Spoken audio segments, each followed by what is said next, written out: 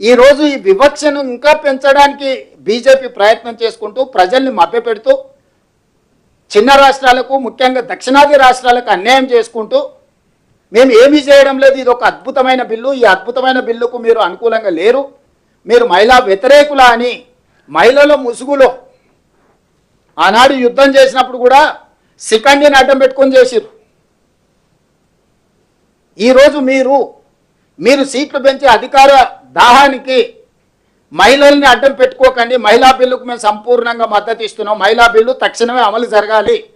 ఉన్న ప్రాతిపదికన 543 లోక్సభ స్థానాలలో 33% 181 సీట్లు మహిళలకు ఇచ్చేసేయండి తక్షణమే.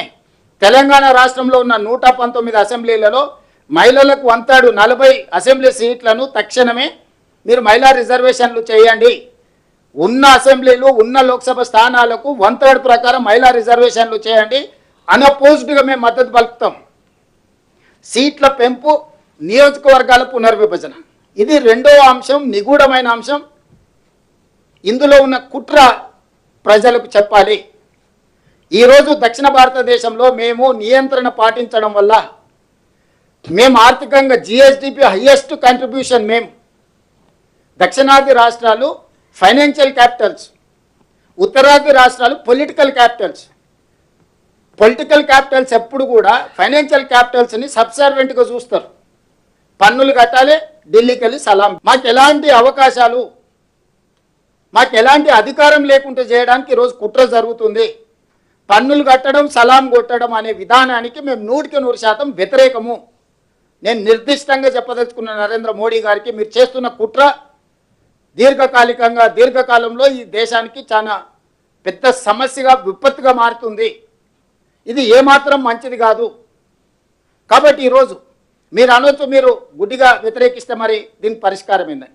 అందుకే హైబ్రిడ్ మోడల్ నేను ప్రపోజల్ చేయదలుచుకున్నా. ఈ హైబ్రిడ్ మోడల్లో మీరు 272 సీట్లు మీరు పెంచాలని నిర్ణయించుకున్నారు కదా, అందులో 50%, 136 సీట్లు మీరు చెప్పుకుంటున్న ప్రోరేటా ప్రకారం ఇచ్చుకోండి. ఇంకొక 136 సీట్లు 50% ఉన్నాయి కదా, జిఎస్డిపి ప్రాతిపదికన దేశం యొక్క స్థూల ఆర్థిక ఉత్పత్తి ప్రాతిపదికన సీట్లను విభజించండి. అప్పుడు జనాభా నియంత్రణ చేసి దేశ ఆర్థిక వ్యవస్థకు ఆదాయాన్ని తెచ్చిపెట్టిన రాష్ట్రాలను మీరు గౌరవించినట్టు అవుద్ది. కాబట్టి ఈ హైబ్రిడ్ మోడల్ తీసుకోండి. మీరు అనుకుంటున్న ప్రోరేటా ప్రకారము నువ్వు పెంచాలనుకున్న సీట్లలో 50%, ఇంకొక 50% జిఎస్డిపి ప్రాతిపదికన ఈ దేశ ఆర్థిక వ్యవస్థలో స్థూల ఉత్పత్తిలో అత్యధికంగా భాగస్వామ్యం చేస్తున్న రాష్ట్రాలకు మీరు సీట్లు ఇవ్వండి.